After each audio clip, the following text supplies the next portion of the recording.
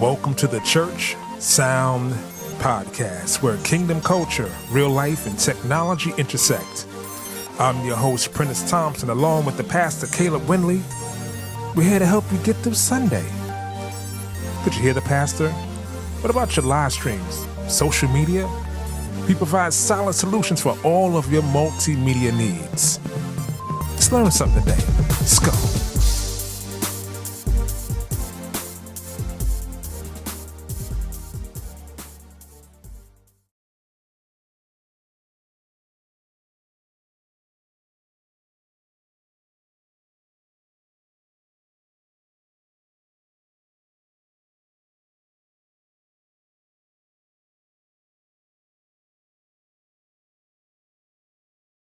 Number 47. 47. We almost have 100.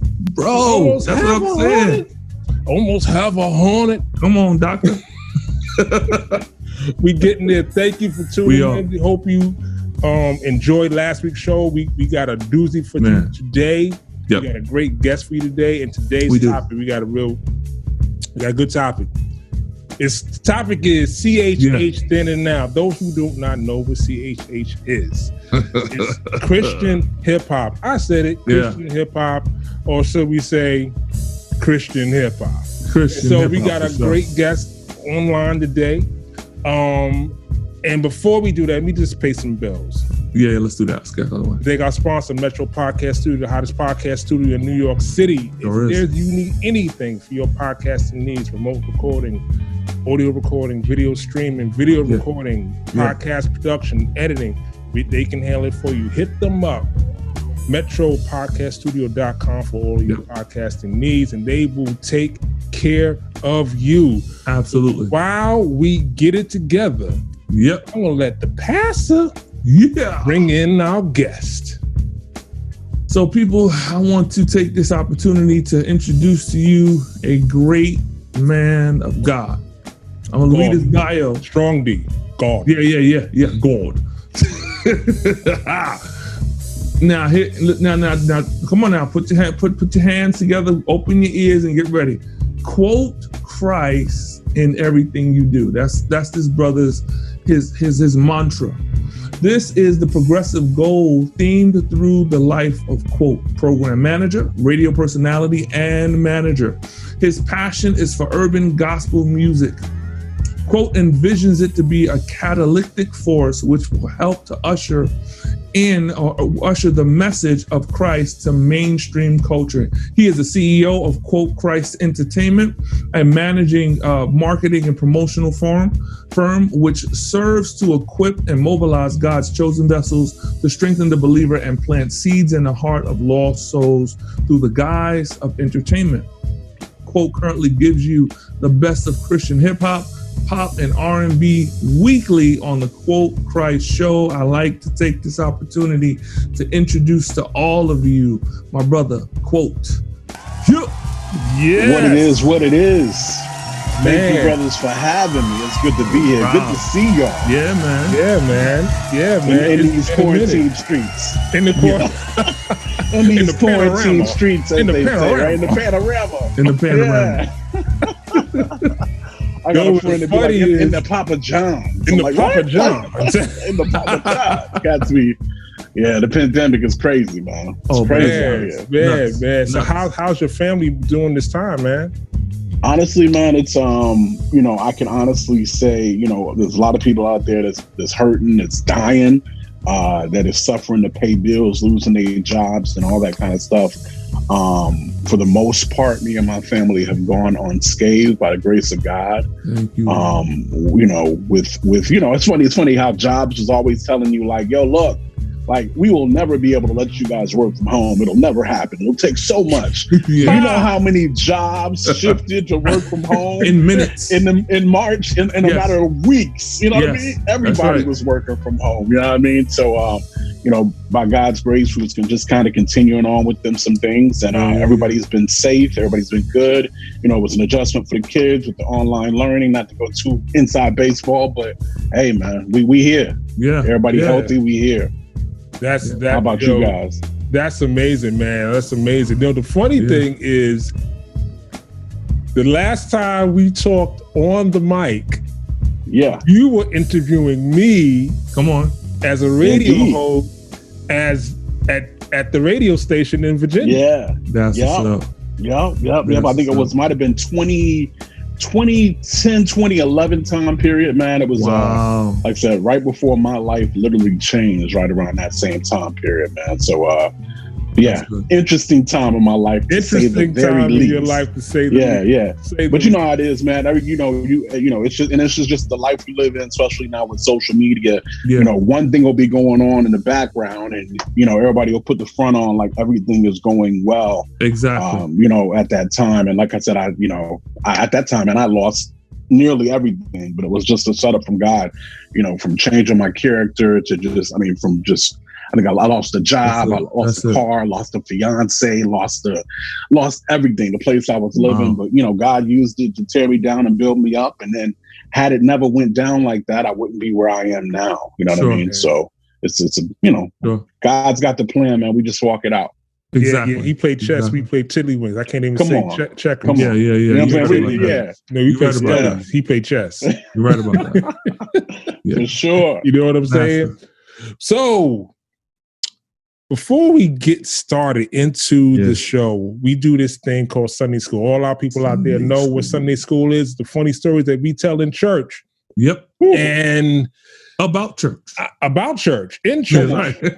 Around church. Around church. And That's right. We have a special guest, the pastor on the mic is my brother. Yep. Quote. So what we need class is time. Is your 3 topics before we start Sunday School. Yeah, that's it. So, goodness gracious, I'm a church baby. So, you said you need 3 of them? I mean, I'm like, when you're a church baby, you've been to churches about all your life, and I got stories for days. But if I had to choose 3 that was semi-funny, like I said, I think it'll be a little funny with a little tragic, just because that's just kind of how life is sometimes. Right. Sometimes you have to just laugh to keep from crying or keep from hurting somebody really, really bad. You know what I mean? Yeah, so, there you go.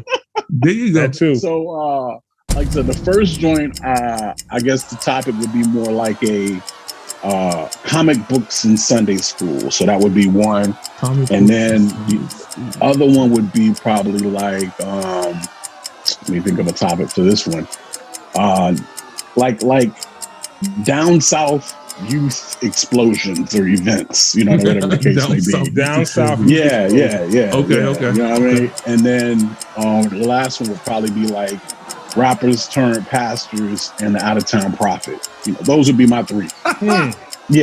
Okay. Yeah. Like I said, I got them all 3 on my head. Okay. Now, so I can all right. So. All right. Okay, Pastor. I think I'm gonna go down south with the youth. Oh yeah, down south with the youth. Okay, down south with the youth. Yeah. I like that. Let's rock with that one. I don't consider myself a great storyteller, right? But I will give you all the highlights of this event, right? So I used to manage a bunch of rap artists and a bunch of singers and rappers or whatever the case may be, urban artists, and I got a call actually from a dude who was in North Carolina. They wanted us to come and do their youth explosion. Mm-hmm. So I was managing artists at the time by the name of Triumph. And matter of fact, I don't know if you remember with the Blockheads and stuff like that back then. Yeah. But so I think majority of Blockheads were down there with me, but it was mainly Triumph that was actually doing the show. And so, we started to get a taste of what was happening as the promoter was giving us calls and he was telling us, one thing you want to know who's going to be on the ticket, who we there for, who we opening for, who was going to be on the ticket, whatever. And it's the youth explosion. And he started saying names like Keith Wonderboy Johnson, Luther Barnes. Oh, they're all youthful, man. And I'm like, these cats is legends. Don't get it twisted. You know what I mean? And this is a good 20 years ago. Yes. These cats is the legends, but probably 17, 18. But anyway, I just don't necessarily think of them when I think about doing stuff for the youth necessarily, right? Well, North Carolina, said I had it all wrong. You know what I mean? So What we walk up into is what's considered a youth explosion. It ended up being really an all-night quartet event. Wow. So it was like a youth explosion where the average age is like 45. And I'm like, really? This is supposed to be a youth explosion, right? Wow. But ended up being an all-night quartet situation. We did finally get to rock the mic. Yeah, you know what I'm saying? We got to rock the mic. And so it was the event in itself was funny just because of, what it was called versus what it was, you know what I mean? But like I said, there's always a little bit of tragic with the funny, right? And that would be the signature night where I heard a grown man, probably in his late 30s to probably his 40s to probably his 40s, probably in his 40s. So a young girl who had a baby on her hip, who was probably no more than 16, 17 years old. Girl, you better watch out before I put something grown into you. What? At the Youth Explosion church event, all-nighter quartet situation. Yeah. I'm like, what are we doing here? Like what? So on one hand, it's kind of like, did you say what? And you can't help but laugh because it's so stupid. But really, you want to be like, dude, that's a young. What's wrong exactly. With you? Like, dude. What you mean? Gonna stick something grown up in this little girl, man? What you talking about? What? You had to take this conversation to the side on the mic, man. Yeah, no, not on the mic. This was in the back of the stage. And I think one of my dudes actually end up having to pull him to the side. Yeah. And I had a little conversation with him, like, yo, you just can't be. And then you just think about, how does this affect this young lady even going? I don't know where she is right now, but like I said, there's always a little bit of funny, probably mostly tragic. Got to keep laughing just to not cry or hurt somebody. Wow. You know what I mean? Ooh. So, that was heartwarming. Oh, my bad, man. Yeah, that's my funny always has just a little bit of sadness in it. Because, it's a little bit of truth, that pain that's in the funny. Yeah. Gosh. That's my crazy. bad. Oh, God. In the medicine. Wow. Oh, God. Yeah. Wow. Crazy. Amazing, brother. So, I want people to get a preface. Thanks for Sunday school. Anyway, that was amazing. Yeah, bro, that was dope. And that was dope. No matter what. I think people need to understand how we met. And we met at the time when I lived in Virginia. Mm-hmm. Yep. Arrived in Virginia with my producer duffel bag, looking to go to work. To work. Okay. Yes. And yes, you did. Quote was managing some artists, and I believe I don't know if I was on the radio when you came. By the time you got there, was I off the radio by that time? You were on the radio. Okay.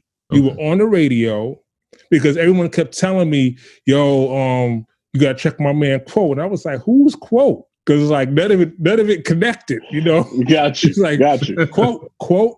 His name is Quote. His name was Quote. Like Quote. No, his name Quote Christ. Like, oh, so okay, all right. So I remember we met somewhere, and then I saw this artist open. We needed an opener for a show. I remember I called you. Yes. And said, "Did you have somebody?" And you walked in with Simo. Yes. Okay. Yes. So y'all, let me phrase this for you. I'm at work. I'm doing the Clark Kent thing, so I'm working. And the reason why the dots probably never connected when it came to me is because I was always doing way too much. So not only was I doing radio, but then I want to be a marketer and a promoter and do shows. But then I also want to manage artists. I'm just doing way too much. So it's like, what is Quote doing now kind of situation, right? And so like Sweet said, he gives me a call and he's like, yo, I need an opener. And so I remember ducking out of my office into an open office to have this phone call trying to pitch this new artist to him that I've been working with that he needs to hear. And he's honestly, he was a little bit on the fence. He was like, I hear you Quote, but whatever. Come to find out, eventually he's like, yo, look, we got somebody. And because I think I was probably working it from two angles. So I was talking to you about it, but I think I was probably talking to somebody else about it. It might have been JT. that I was talking about it too at the same time. And so finally you come to me like, dude, we already got somebody. I'm like, oh, y'all already got somebody. He was like, yeah, we got this cat named Simo. And I'm like, yes, that's the guy I've been trying to pitch you for the last hour or so. Yeah, that's the guy. That's so good. I remember that night you got a chance to see him do his thing and perform and hear the brothers sing, and it was off to the races from there. Yeah. I literally, like, when I heard him, the first time I heard him, he was doing boom bap, R&B, slow bounce. Okay. Okay. And I heard the Future when I heard him, and I was like, I think I talked to him for briefly, and then when I met him and you, I said, we ain't doing none of the stuff you doing, bro. Yep. Because what you doing is yesterday. We're gonna do tomorrow. Yeah. But we got to develop it because it didn't exist yet. But I heard it in my head. His sound didn't exist because we hadn't put our heads together. Right, made it. Sure. And so that's good. And so I really remember good. being in your studio, and I remember those conversations that we were having with me, you, and Simo, and even the contract when you were going to take over doing, him from you had a production contract that you had him on. And like I said, I remember literally being in that room, and I think you had said, hey, I'm going to give you guys some privacy. I mean, you had set them down. You said, look, we're going to sit you down. You're not going to be doing a bunch of shows or nothing like that. We're going to sit you down. And you would put you're like, okay, let me introduce you to some songs by the Beatles. Like, you were putting him up on music that he probably hadn't quite yet researched yet. So different artists or whatever the case may be, that you were kind of trying to put him on different sounds, just to really tune his ear. And I remember sitting in front of that contract, and I'm talking to my artist. I'm talking to my artist, and I'm like, I just told him straight up. I said, this is what you need to do. This is going to be good for you. And this is going to cause a rift between me and you, because you're going to not like me, because you're going to feel like I'm not getting you shows, or I'm not doing things for you. When the plan right now was to sit you down. And that's exactly what happened. Pretty much, he signed a contract. You took care of him, which was great, which is the most important thing. You took care of him. Matter of fact, the project y'all put out was beautiful. But yeah, eventually me and him severed ties from a management standpoint. But what was it called? Something in Technicolor. What was it? Simo in Technicolor. Simo in Technicolor. Yeah, it's available. It's everywhere, streaming everywhere now. We put it back out. So we put it back out. And it was dope. Literally, dope project. Thank you, man. And literally, he moved in with me. Yeah. Wow. Yeah. So I was like, I gotta get you out of your mama's house, bro. And the crazy thing is like, because I always find myself around young dudes. Yeah. And I can see right through them because I was them. And I knew what he needed. And it wasn't just music. Right. It was man training. Right. You need to know how to be a man, because you can't learn how to be a man being in your mama's house. You got to know how to be a man being on your own. Right. So I was like, I won't let you move into because I had a 2-bedroom apartment. I basically slept in my studio and I gave him my extra room. I moved my whole studio to my bedroom, and I gave him the room, and he stayed with me for about a year. Right. And in that year, the crazy thing is, like, when he would act crazy, because I know he's going to hear this and be like, why are you telling my man? He would act crazy. I would just like, you're not recording. You're not recording. And it was a time, like, we didn't record for like 6 months, and he would hear me in there knocking out tracks. Wow. So imagine. Yeah. So imagine his psyche was like, he hears me in there every night, and I'm religious. I'm in there knocking out, banging him. He's coming there. Who's that for? I don't know. But he didn't know I was really creating them for him. Like, he didn't know that. Yeah. He didn't know that all this music was for him. It wasn't for no one else. I was really, I needed that time to find the sound. That's dope. Because I wanted it to be tomorrow. I wanted it to be something that no one's ever heard before. Yeah. And I knew that if I could fill his brain with songwriters, so I would give him, Coachy and James Taylor and Janet Jackson, Jimmy. I mean, all the great songwriters. And I would say, I need you to not listen to none of this boom bap stuff. Right. I need you to listen to lyrics and melody. Lyrics and melody. That's good. That's it. And so I just literally fed him folk music, all styles of music. So listen to the lyric, listen to the melody, listen to the counter melody, listen to this, listen to that. When we started working again, after I said, okay, it's time, he soaked up so much of that stuff that when it came time to write, it was coming out of him. Right. Yeah. He was writing songs like this. It's so many songs that didn't make the album. Wow, that's crazy. That I'm probably going to re-release because they were incredible records, but they just didn't fit the project. Right. You know what I mean? Yeah, like I said, a lot of what you're talking about, the same thing I was experiencing with them from a managerial standpoint. Because at that point, I mean, I think he just knew he had the talent, and he's extremely talented cat. You know what I mean? And he knew he had the talent, and he just was ready to blow.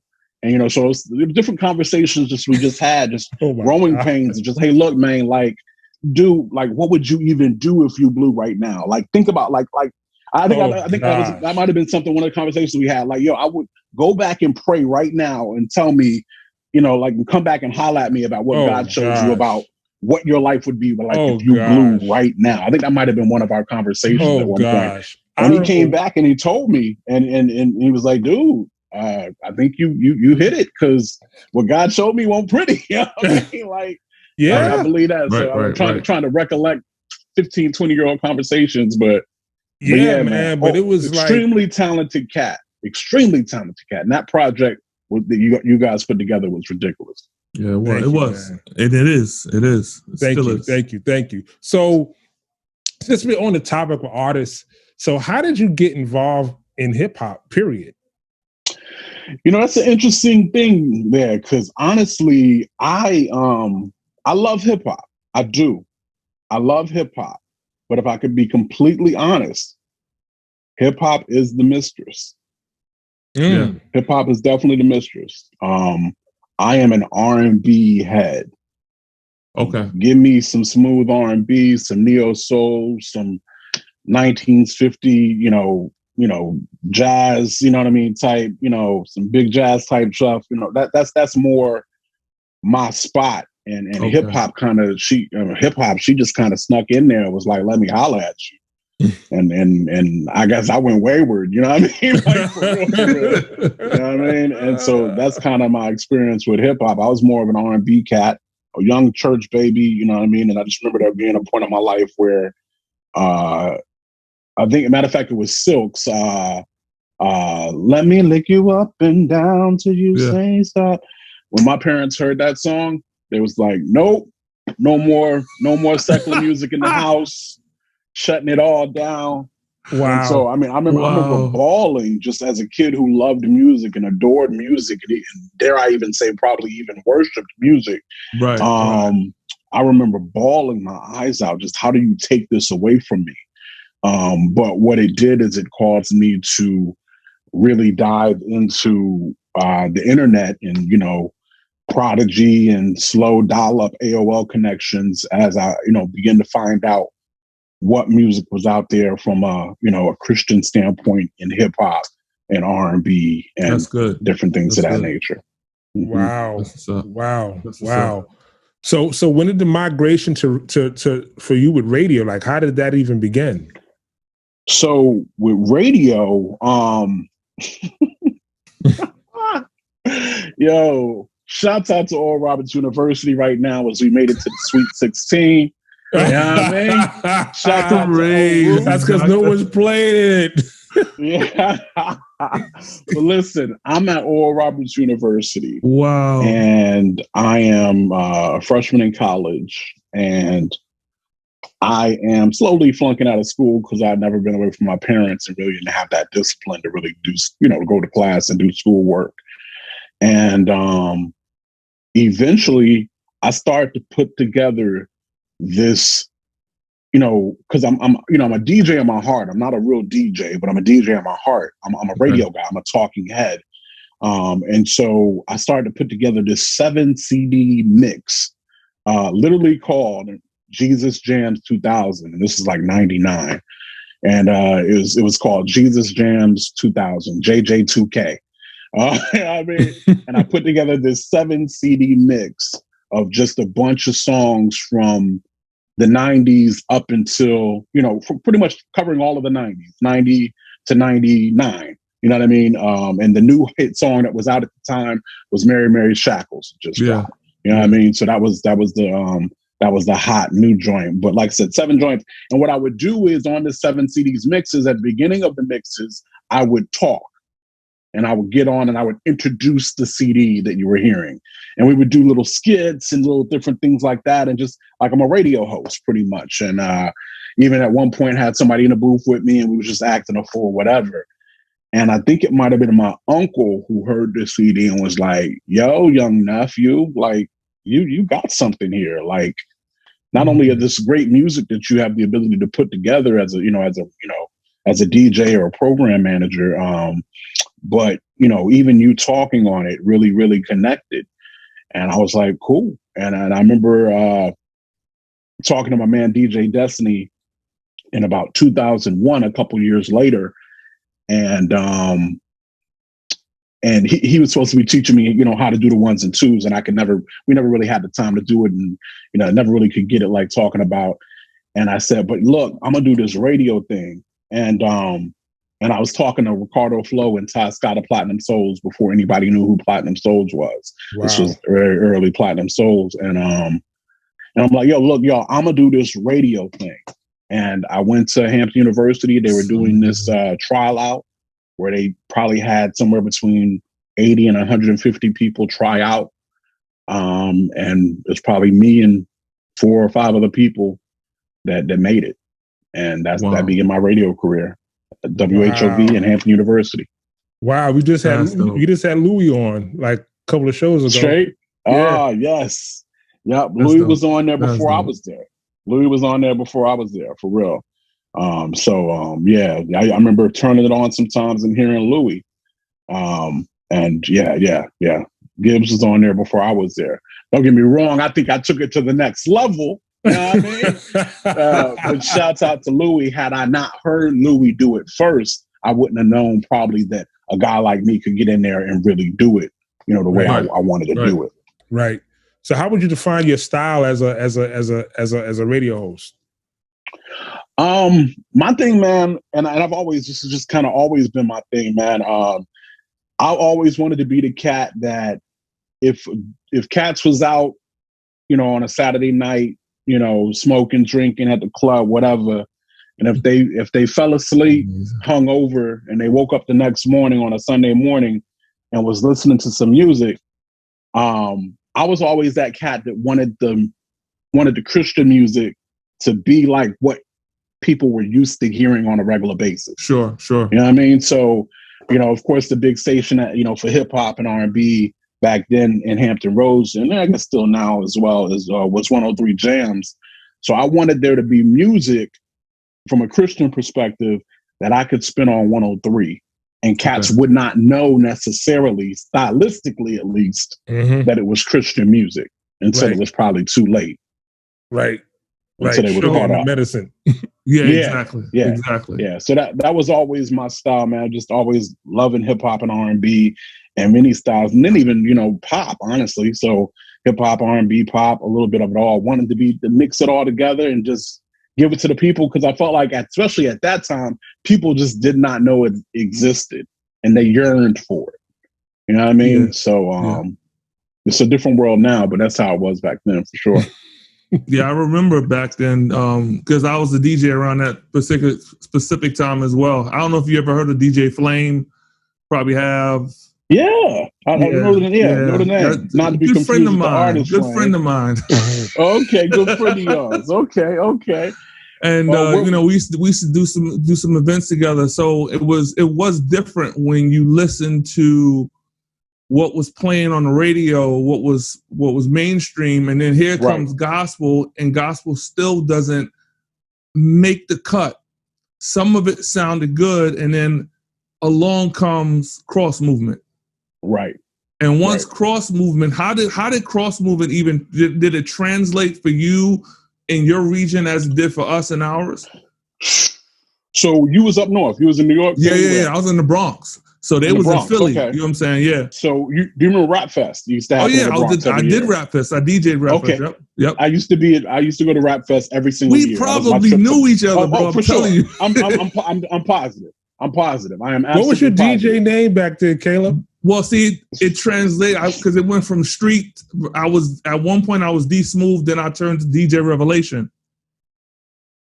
So it was, and then I was the only DJ at that particular time that was actually mixing Christian music with hip hop beats. I was the first person to ever do that. So, at least for my region, for where I was at that particular moment. So yeah, man, I know we had to have seen each other. Oh, for sure, without a shadow of a doubt. Corey Red, I was managing Corey Red, all of them. You was managing Corey Red? Yeah. Ask Corey Red about Quote. Yeah, that was that.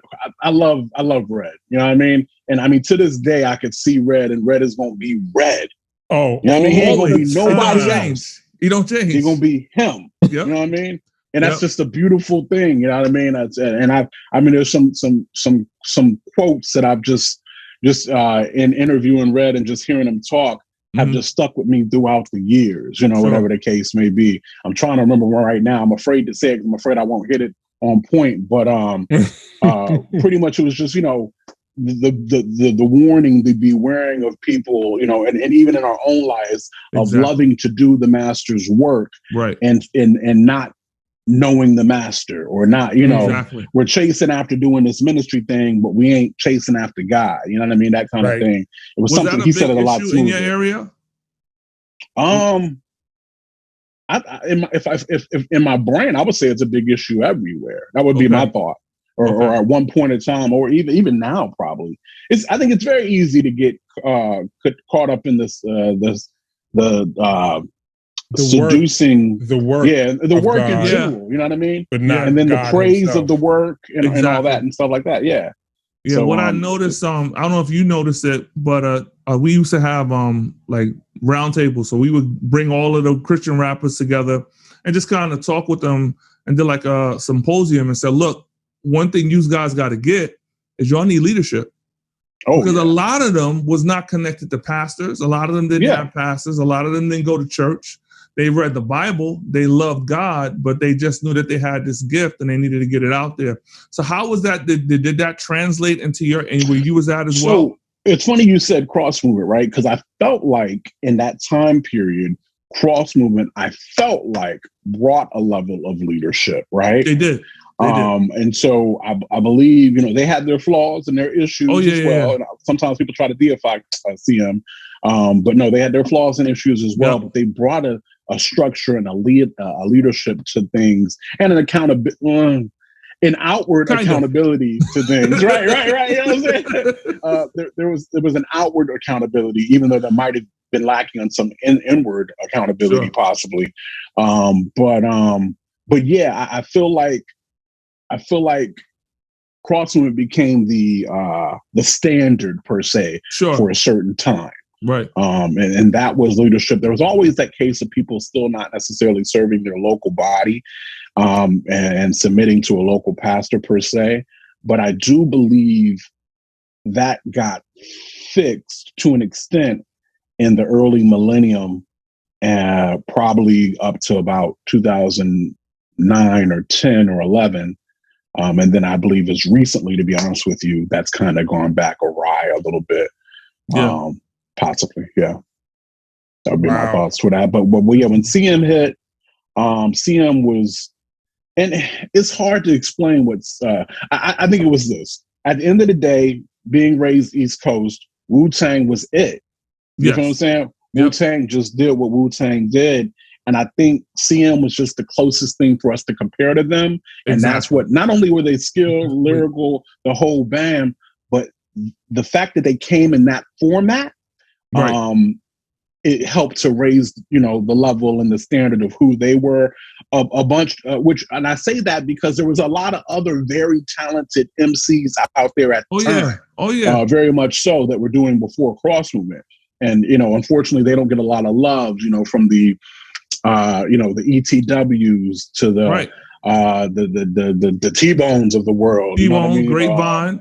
Grapevine Records. They had crazy people that was crazy. Grapetree Records had a little bit of everybody on them. Grapetree, Tony is Prime Minister. There were so many. I mean, I think Mark J was out before that time. There was just so many cats. Gospel Gangsters. They never got the heat they were supposed to get. Oh my goodness! Oh my gosh! And I'll even say this, and this is controversial, but I'll say this: DC Talk. You know what I mean? Like cats try to sleep on DC Talk, like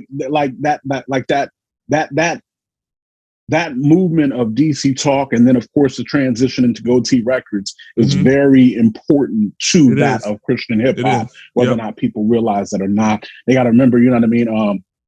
The Arsenio, you guys remember DC Talk made it to the Arsenio Hall show. Exactly. Yeah. You know what I'm saying? People forget that too. Out of that was birthed from Grits. Out of that was also, from a label birthed out of Eden and many, many, many others. So I want to make sure to give them, give Toby Mac and the rest of them cats they props. They deserve it. You know what I mean? And so, but there's so many cats before CM, but the package and the format in which CM came, I think probably because of Wu-Tang, it just lifted them to a whole nother area. It was like, what? What's this new thing? Looking like a Christian Wu-Tang. You know what I mean? Like fanatic. It's crazy.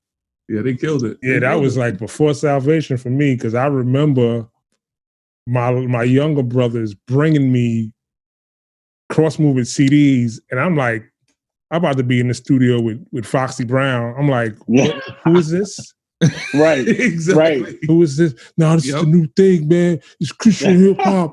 You know what I'm saying? I'm like, you want me he want me a CD with Tunnel Rats. I think Tunnel Rats. Yeah, the Tunnel Rats. Yeah. He's like, yo, man, it's gonna bless your life. They teenagers. Like they fully say they teenagers. I'm like older. I'm like, I'm not listening to that.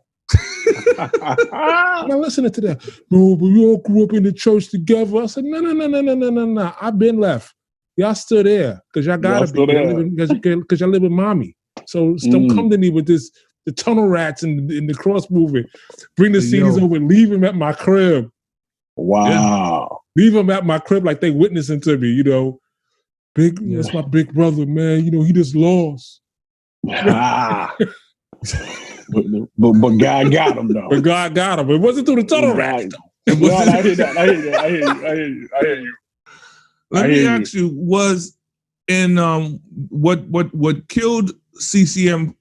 Christian hip hop for us. What I really feel was the churches. A lot of the churches came out against. Churches. Yeah, the black churches came out against.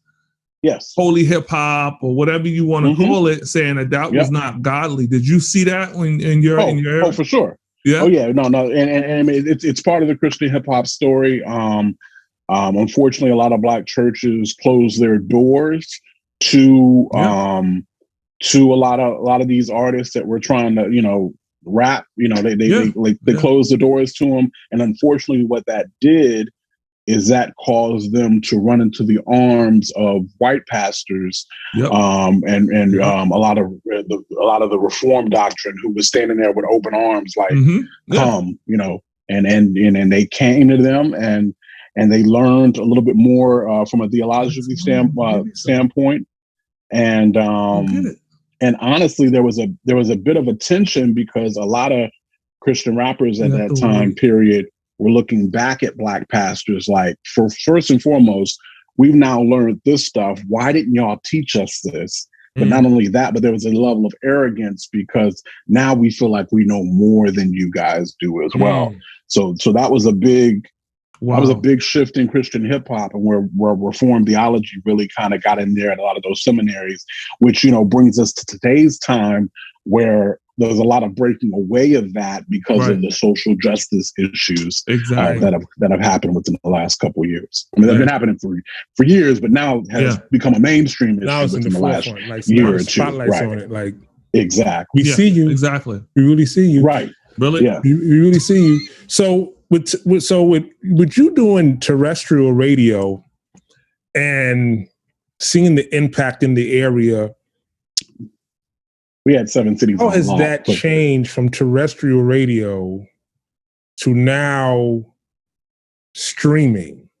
So let me preface this by saying, look, man, streaming is what it is. It is the way it is until the next wave comes. There is no going back from that. There is no shutting out streaming. Anybody in 2021 that is even talking that kind of nonsense is crazy, right? Mm-hmm. But I will say that terrestrial radio still has power. The power has lessened, without a shadow of a doubt. But for instance, back then, through FM radio, through the radio waves, we had the city on lock.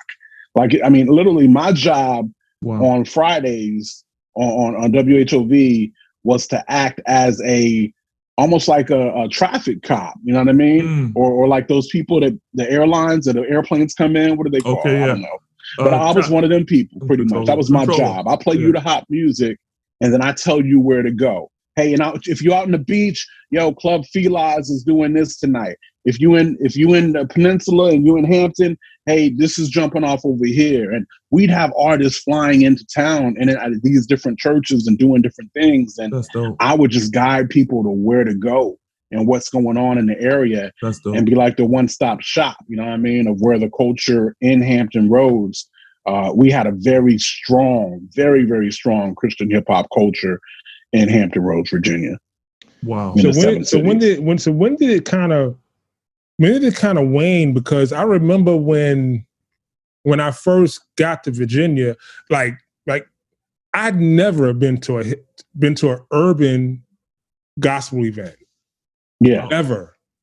Wow. And I lived in New York, and I never been to a urban gospel event. But when I came down to Virginia, that was all the time. All we did. Sure. Right. That was all the time. Yeah. Every city had something, several things, and artists flying in all the time, like every weekend. You would see D-Mob, you would see Corey Red Precise. You name them. Yeah. You name they would be here Souls. You would see them like every month somewhere. Mm-hmm. When did it change? So, of course, I talked about how, the doors were shut on Christian rap. Well, of course, I'm talking with it's a blanket statement. It's not 100%. We were able to partner with certain pastors and certain churches and certain business owners who just saw the vision. They just got it. They knew that this had to be the next wave. You know what I mean? They knew that either what was going on right now won't work and we needed something new. And they put their money where their mouth is. And a lot of these cats were black. You know what I mean? Black pastors and black business owners that would allow for us to do these shows and do all this kind of things in the early 2000s, the early millennium. I left WHOV in 2005, I think, 5 or 6. And long story short, God had given me a vision of what to do. And I said, that's a good plan, God. You know what? But you know what I want to do? I want to do this. And so my goal was to climb the corporate ladder, get married and do that kind of thing. That was my goal. And so I kind of, after 2005, 2006, for about a couple of years, I walked away with the plan that God had given me and went to do what I wanted to do. And I would say in that time frame, things changed. Things changed, I guess, maybe because maybe we didn't have radio on lock like we did before. Right. Maybe it was an airwaves thing. But at the same time, social media changed everything. I mean, you used to have community. You used to have to come out of your house and have community. Yeah. Social media made it so that you no longer had to come out of your house to have that same kind of community. Yeah. So people wouldn't leave their house. Replace community. Right. Yeah. Right. Friends replace community. Yep. Which is some nonsense, but that's what that's the gift and the curse of social media. Exactly. Yeah. MySpace changed. I remember when MySpace got hot, and all of a sudden I'm seeing artists going, "Yo, I got to get 5,000 friends." Exactly. So I can, and I'm like, you don't know none of these people. Nope. Right. You don't know none of these people, and none of these people are going to purchase your CD. But I understand you want to have exposure. Sure. And I get that, but at that time, I mean, terrestrial radio, like you said, is still a viable marketplace because people are in their cars. Mm-hmm. And I talk to so many people during the course of the day who are looking for portable radios, ironically. Yeah. Sure. And studies still show radio is still number one by a very thin thread, but radio is still number one, even over streaming. Barely, but it's there. Wow. I think the fact that I know that radio stations were kind of last to do to pipe their shows through their website. That was like, they were really slow to do. While. Yeah. In New York, it took a long while. Which ended up being a mistake. Yeah. You know what I mean? Like some of those movements you just can't fight. And I even learned this the hard way. You can't fight those kind of technology waves. You can't do it. You've got to adapt, and you've got to adapt very quickly to be quote unquote first to market. Sure. Right. The music industry and the radio industry were last. They were, bro. You're right. Because by the time the music industry caught up, they lost billions of dollars. Yes, they did. They did. And the fact that you can have ad revenue on terrestrial radio and on your website. Yep. It's like you're cutting off. You can sell packages, right? And you can up the price, and right, because people out there that don't know, radio is built off of sponsorship. Exactly. Right. And so this is what I learned the hard way, pitching records to CCM stations. CCM stations, those of you who don't know, there's a whole lot completely sponsored by the fans. Yeah. By their listeners. A lot of them are. Yep. I would say a great chunk of them are solely funded supported by their listeners. Yeah. So what does that mean as a program manager? What does that mean as a programmer? That means I don't care how hot this record is. Come on. If my listeners don't like it, I'm not playing it. I'm not playing it because you're right. They're gonna stop giving. They're gonna stop the money. They're gonna stop the money. Right. So therefore, I don't care. I play that hippity hop in my car. Yeah, but I can't put it on my station. Exactly. And so what you end up having is a level of fear that creeps into it, right? And so not only is it so now you try to, as a program manager or as a conglomerate, as a business owner, now we're talking, you're trying to preempt what you think people want to hear. You're no longer taking risk. Right.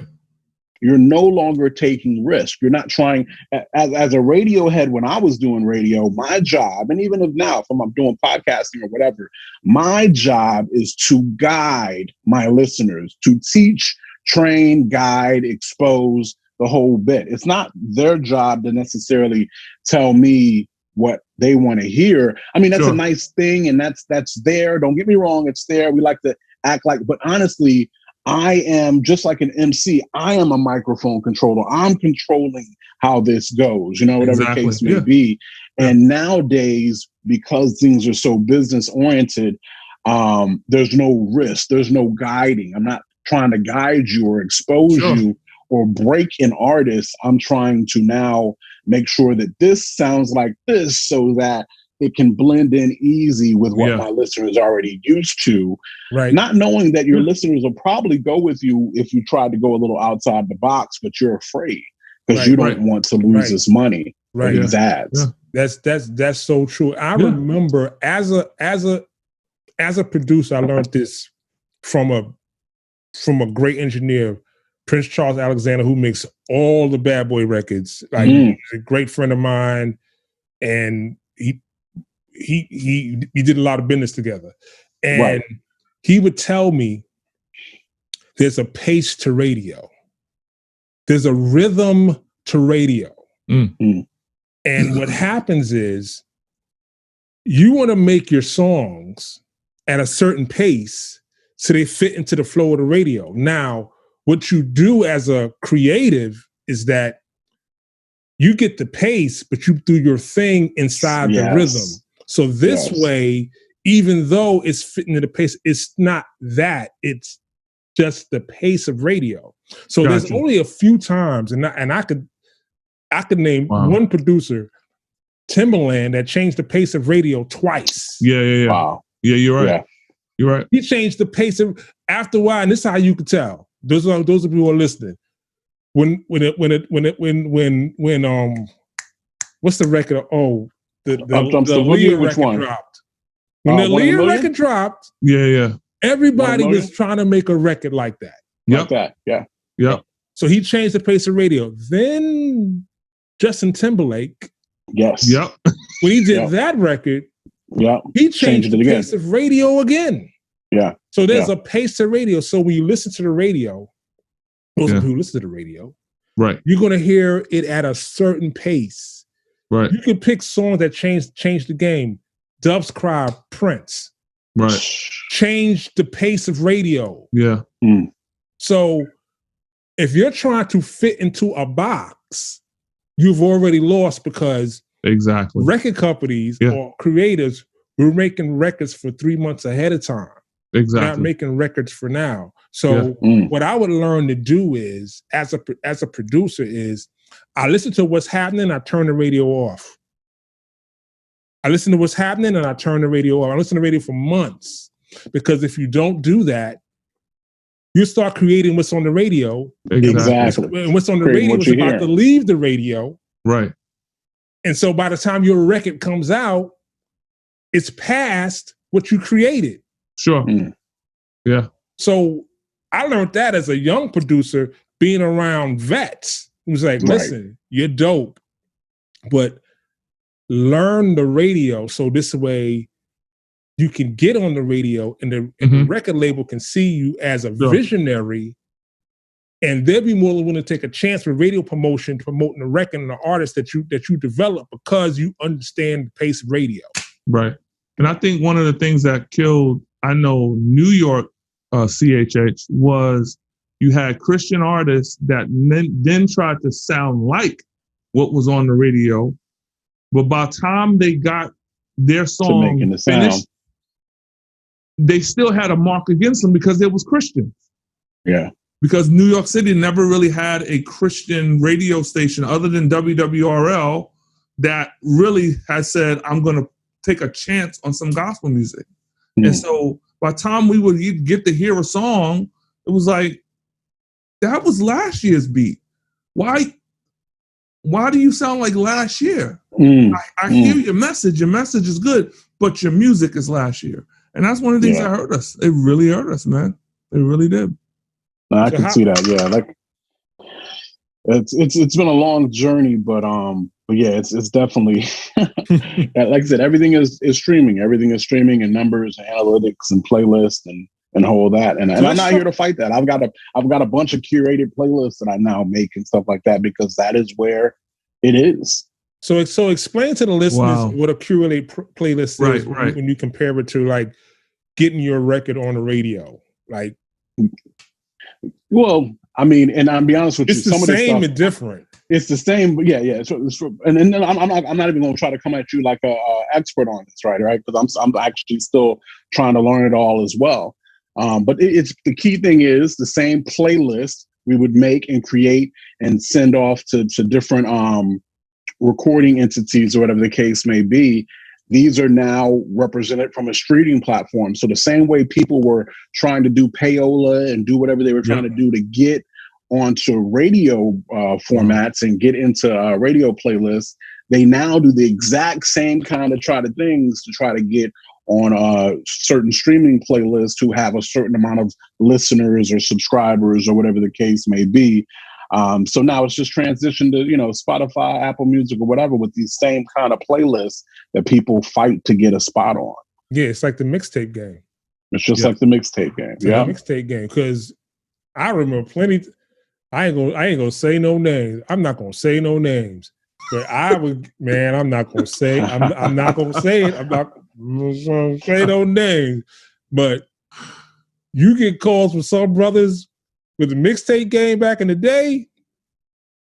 Hey man, hey listen, I'm gonna shout you out for like 150, and and if you give me 250, I played in the first. I added to my mix section. Yep. And then blah blah blah. People gonna get a lot of people gonna pay attention because I'm the man, and I put them payola out and da da da da da da whoop de whoop and swoopity doo. I hope I'm not imitating them too much.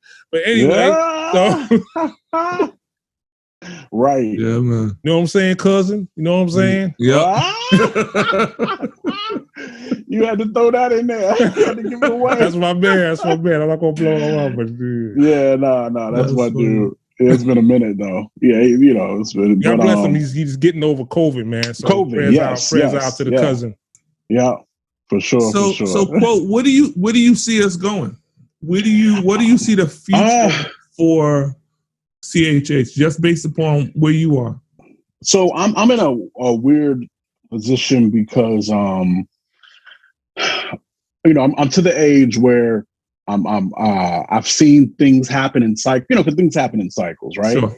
And now you start seeing things happen in cycles at this age 2 or 3 times, and you're like, oh, okay, so this is how this works. So because this is how this works, we no longer complain about it, right? That's first and foremost. So I'll be trying to get a lot of young cats, whether it's on Clubhouse or whatever the case may be. Hey, look, we ain't gonna complain about it. It is what it is. What are you going to do to make it different? Or what are you going to do to make your mark, or whatever the case may be? So to go back to your question, which you said just kind of where is it right now? Yeah. It with streaming and with social media, it is the Wild Wild West, right? It's the Wild Wild West. But it's still it's good. It's just different, right? It's still good. There's still a lot of solid cats out there making good music. Honestly, you don't hear as much word in the music anymore. No. You don't hear as much Christ in the music. Right. But I was never what we used to call Jesus per minutes. Yeah. Well, no, I was a Bible. Yeah, that's okay. Funny. But I was never. We call them JPMs. We used to call JPMs. Yeah, that's what we used to call JPMs. Like, oh, he got his Jesus per minutes up. Like, oh my gosh, we used to joke it. Like, how many Jesus is he gonna say in this minute? But so I've never been that guy. You never heard that, huh? I'm about to leave. That's it. I'm gone. We used to say that to cats who had to have for cats that had to have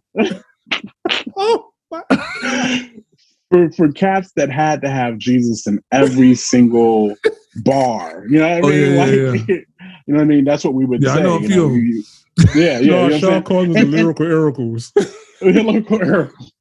And here's my thing. I've got nothing against it, but I was never in the grand scheme of what music is. Music being art. Right. You know what I mean? Right. I just always knew and believed that there were so many ways to skin this cat. Right. And so I never was one who you had to, and I could even give some of this appreciation to the Ton of Rats. Because whereas we considered to an extent cross movement to be more of a Jesus per minutes type situation, Ton of Rats was not. You know what I mean? And so I have always enjoyed the artistry of people who were just being able to make good, great music, great art, but then with little keys in there to just let you know where their perspective, what their viewpoint is, or what how they see life. You know what I mean? And you're like, oh, that dude's a Christian, I bet. You know what I mean? That kind of thing. And so that's more so where it is right now. And I enjoy it, to be honest with you. Okay. I do enjoy it. I don't know how I feel about it for younger people. I don't know how it affects them, because I have to admit, because of the theology that was going through rap, I was actually able to be discipled in some of that. You know what I mean? Yeah. Like, oh yeah. I was able to earn some real good theology through some of this music. I don't know that that's necessarily what's going to happen now. I don't know that that's necessarily what music is always for, you know what I mean? Or whatever the case may be. So it's just different. It's not bad. It's different. The only thing right now that's a little different that I can really say, just as the cycles that's breaking in the cycle, is right now. Again, I'm a church baby, right? Mm-hmm. I'm a church baby.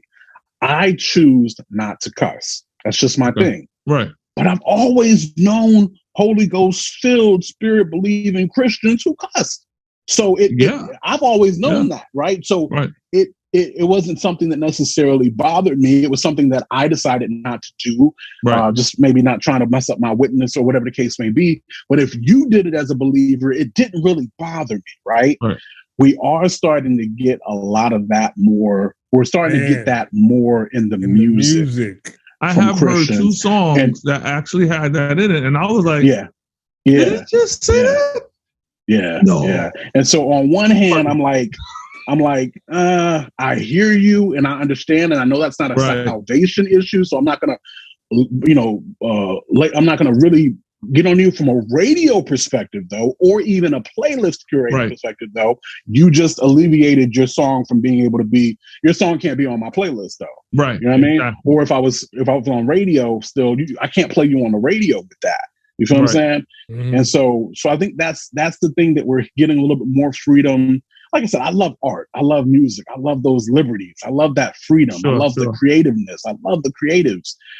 That is something that is starting to happen more, that I'm still on the fence with, not because it's the salvation error, but because I can't put you on my playlist now, or I can't put you on my radio. When was the last time Jesus got bleeped?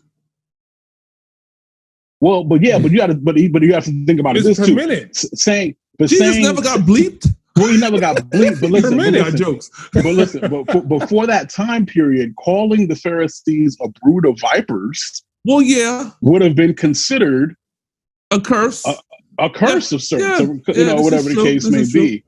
So my point is, I don't try to get caught up in the cussing one way or the other. I realize that it is something that now Christians do, even more so maybe than they used to do it. But it's something they've always done. But Kirk Franklin, like the Kirk Franklin situation, I knew that was coming. Just popped off. You know what I mean? You know it's coming, right?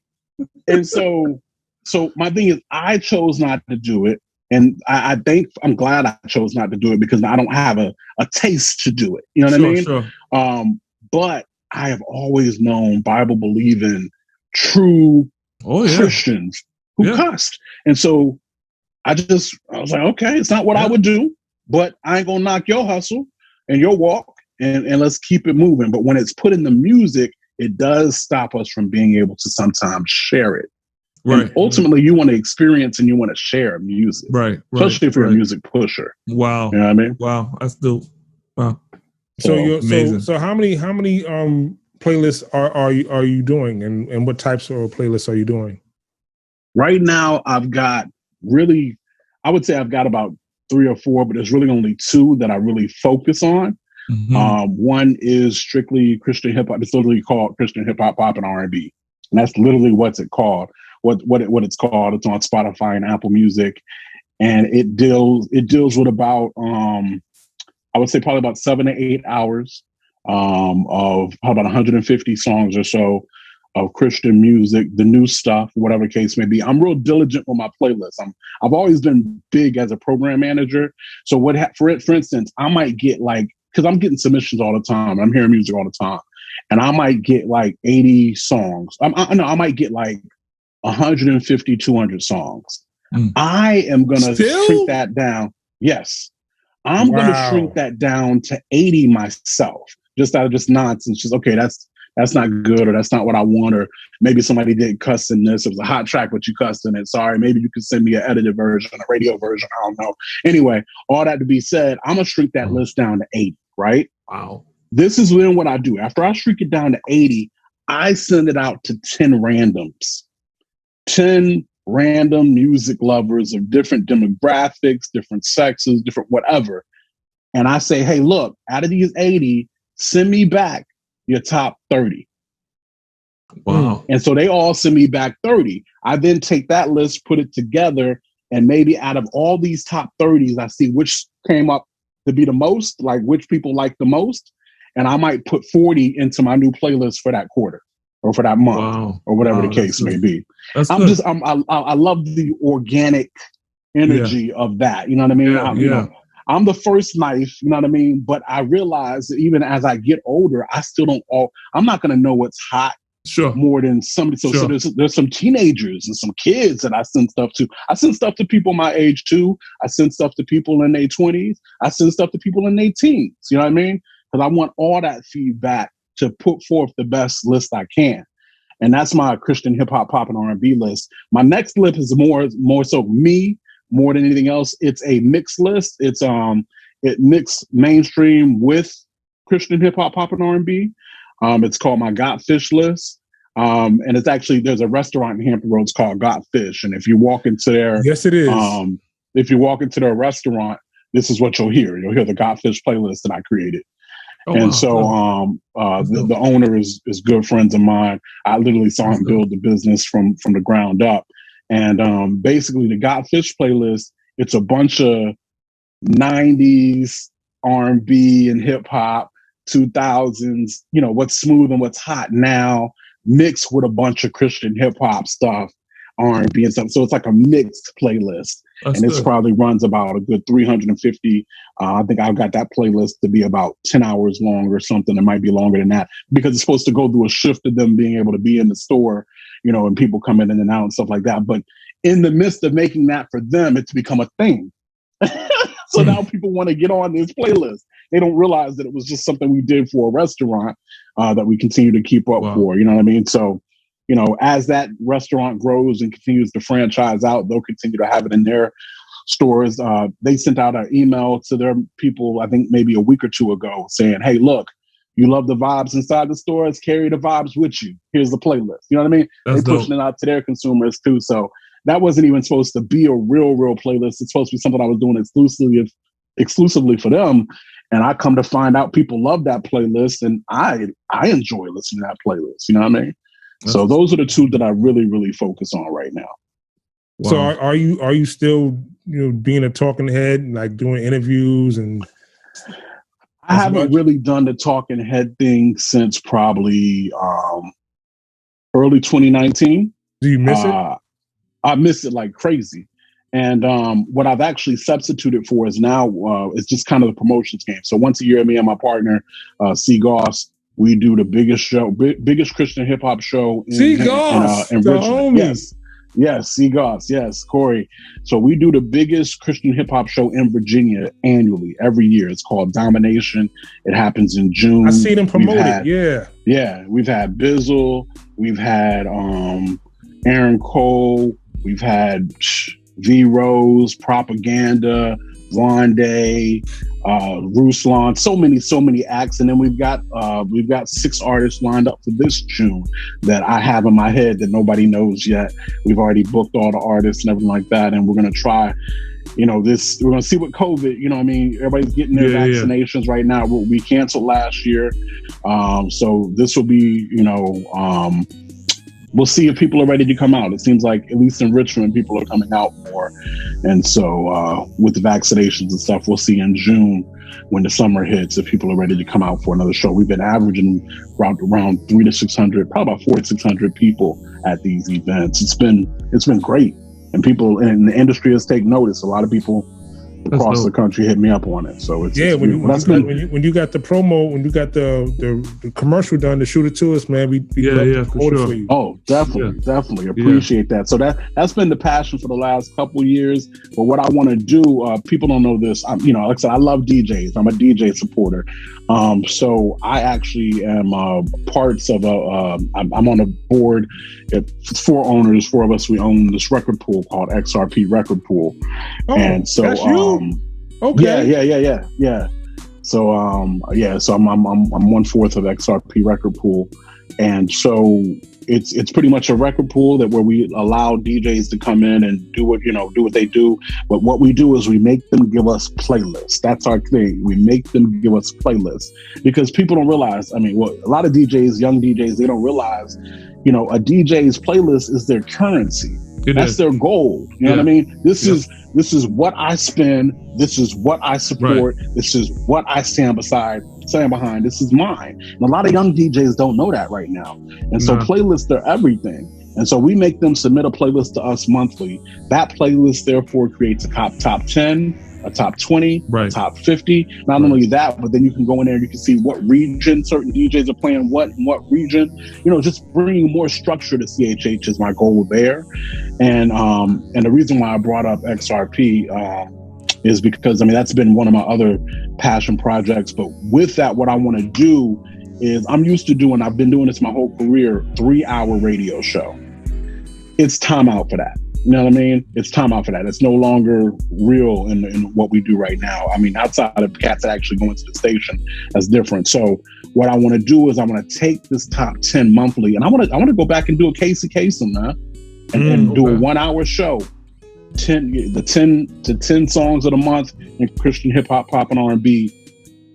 From the DJs that are giving us playlists every single month. What I mean?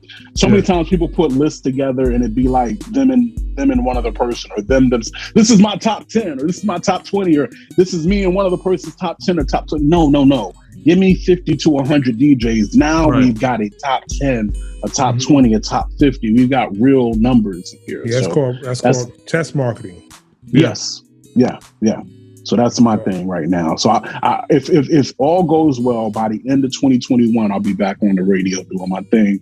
But it'll be more of a Casey Kasem top 10 countdown. Here are the top 10, boom, boom, boom, that kind of thing.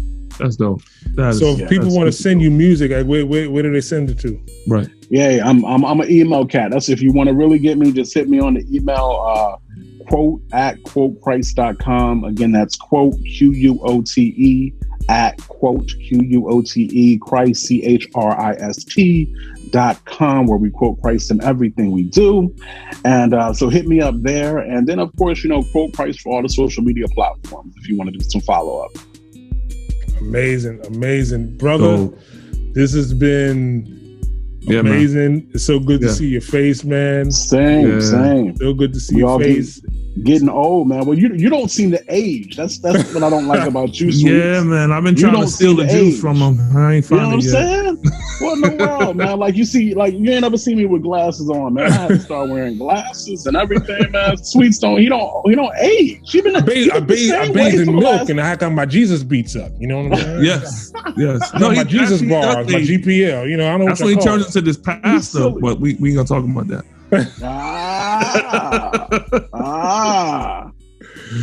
Man, but fellas, hey man, it's been a pleasure, man. Same. Thank you guys for having me. Numbers, we gotta chop it up, man. I'll be coming down to VA soon, so I definitely want to catch up with you. But before we get out of here, we do this thing called 30 Seconds and Gone. This is rapid fire questions. Okay. I stole this from you. It's rapid fire questions.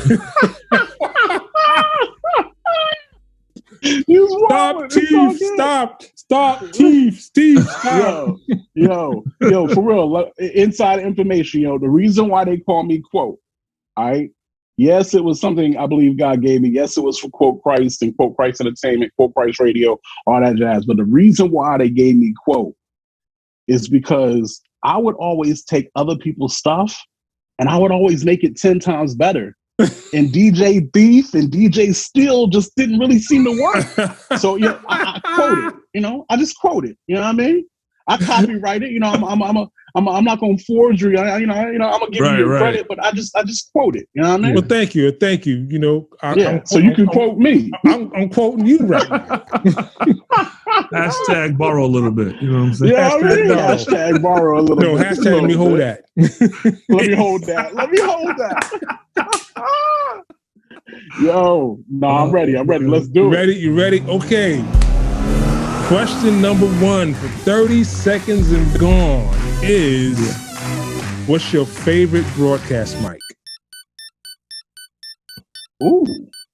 My favorite broadcast mic. So you made it. I got to go get mine. I'm gonna be honest with you. I'm not technical enough to have my favorite. The one I have is my favorite, but I don't have like the brand of it. I don't even know. I'd have to run into the other room and find out the brand. Okay, so either it's Electric Voice or it's Shure. It's probably one of those two. Probably, yeah. I think it's an Shure. Yeah, Sure. I think that's what it is. Okay, yeah. Probably sure. Some 7B. Okay, I literally have to run and go look. It's all right. That's right. I'm here for you. I'm here for you. Yeah, I'm not like I had to have somebody build my whole studio for me. Like they had to build my whole system for me, literally, because I don't know none of that stuff. No, you gotta learn it, brother. I'll show up and I'll do what I need to do. Nah, he's the talent. All right, question number 2: Starbucks or Dunkin' Donuts? This is starting to sway. It's been Starbucks, right? But Dunkin' is starting to attract me, and yeah, man. I'm still gonna say, if we talking coffee or we talking donuts? We talking both? Talking coffee. Coffee, dang. I gotta go with Starbucks. Starbucks, okay. I feel like I'm weaning to. I'm not huge on coffee in general. Because I don't like to burn my tongue, so I like a lot of cold drinks. Like I really hate to burn my tongue. Like that's a pet peeve. So I drink a lot of frappuccinos and stuff like that because I'm fancy. So, so right now Starbucks is probably the way where I'm going with that. All right. That's amazing, man. That's amazing. That's amazing. Question number 3: Name your top 3 CHH artists. Yeah, I knew that was a question like this is going to come. This is impossible. This is utterly impossible. Just for today. It ain't got to be forever. Like today. Just today. Just right now. Not even today. It's what for this moment. For this moment, and when I still, this is going to be so hard.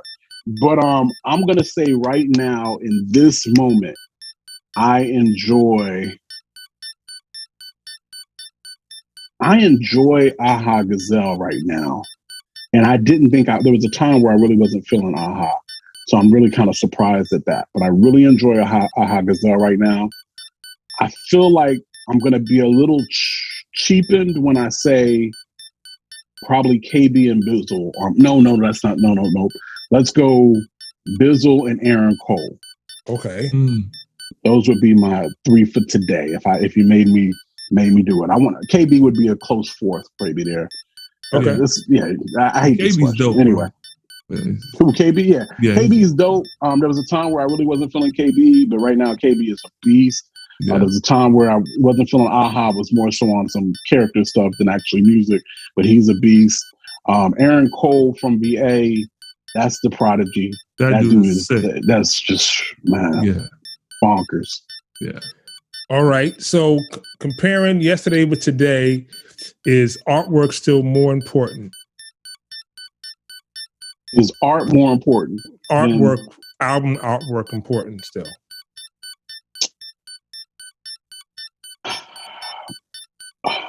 It's not as important as it was, but I hope it's still important.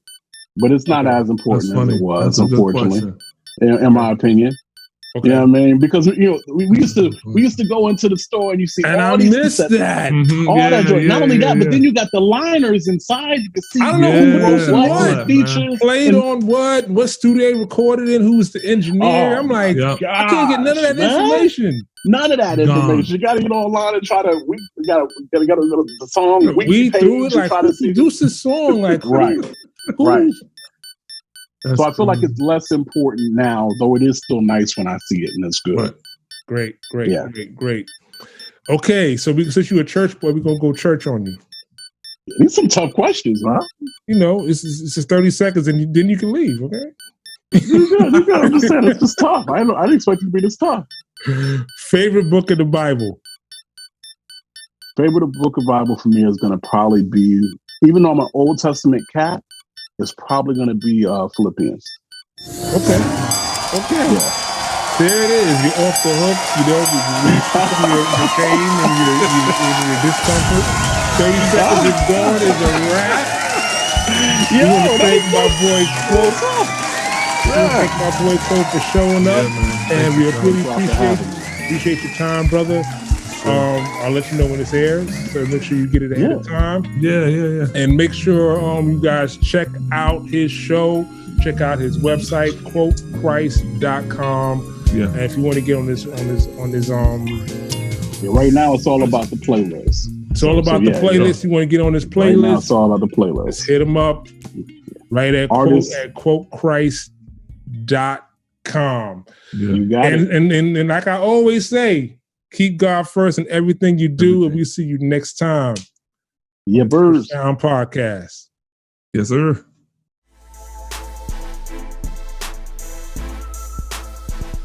Every service, they are there. Every conference, they are there. Trustworthy, professional, and faithful. They're the first to arrive and the last to leave. They are our essential workers. Hey, Pastor, if this does not describe your media team, then we can help. If you want your team to rise to the occasion, let us train your team. Partner with Invisible Ministry. Do you want to partner with IVM? Come on and partner up. You can contact us at 757-768-5136. We do new installations and upgrade existing equipment. No church too small, no church too big. Give us a call for a consultation at 757-768-5136.